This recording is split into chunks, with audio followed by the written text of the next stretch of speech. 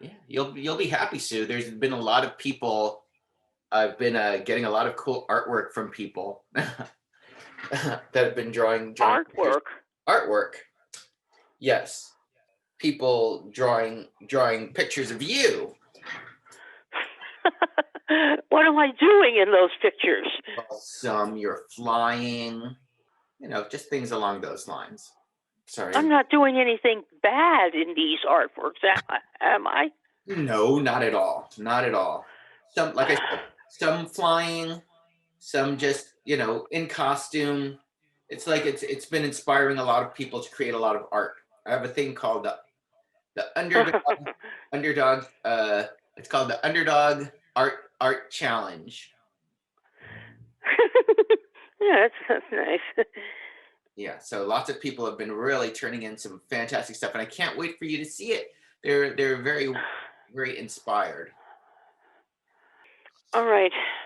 Well, yesterday was Valentine's Day. Besides the actual kisses and sweets, there was also the 90th anniversary of Bela Lugosi's Dracula movie, and that's sort of connected to what I have to speak about today. Uh-huh. Today being President's Day, it's sheer coincidence that Valentine's and President's Days are 2 days in a row.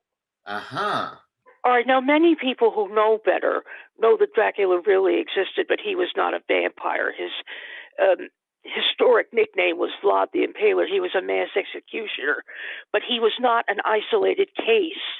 A great many rulers in both ancient and medieval Europe had trouble staying on top once they got to be that way because a new ruler wasn't always part of a prominent or ruling family. Sometimes the people might elect another ruler the way we do, or some section of the government might elect the next leader, or sometimes even a foreign ruler would appoint a leader as his minion, his puppet. But basically, since there were very few or hardly any prominent or ruling families in most of Europe, the successive leaders, the succeeding leaders, were total strangers to the leaders who had just been forced out or killed or died of natural causes. Mm-hmm. Now you're gonna draw some connections to stuff going on today. Is this true? Yes, I had just come to that. Mm. This is President's Day. Our country is now on its 46th president. Yeah. As you can see, we've had quite a number in approximately 200 years.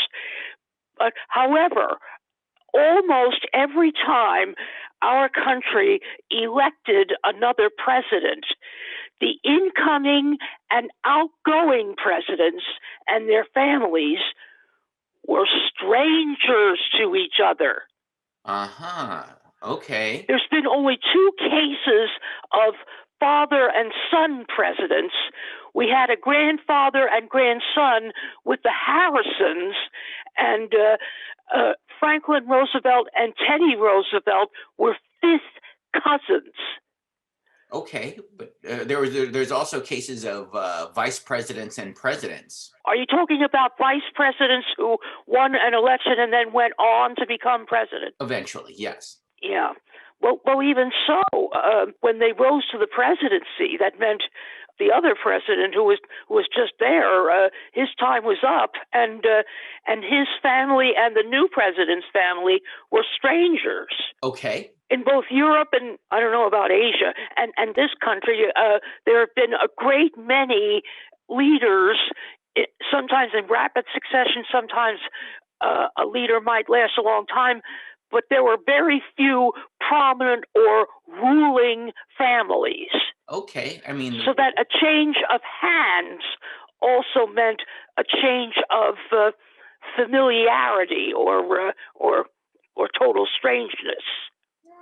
I don't know. Look at the Bushes. The Bushes. There would be son Bush and the father Bush. I spoke about that. The one of 2 cases there were father and son presidents. They would do a thing where there'd be a transfer of power where the one president would, get together with the other president, have a talk, at least get to know them a little bit before, and give them some advice or something like that. Because in my high school history class, when I learned about the election of 1932, in which Herbert Hoover was defeated, he tried to have some talks with the incoming Franklin Roosevelt before it was Roosevelt's time to take office, but Roosevelt refused to cooperate. Okay, yeah, there's sometimes situations like that. I guess the thing that just happened now with Biden and Trump, that was a very good example of not cooperating. Okay, so you understand the parallel I'm making between, well, not just Dracula's time, but much time before him and also after him, and the way it was, and the way it's been in our own country. Okay. Do you have any advice for incoming presidents or anything like that?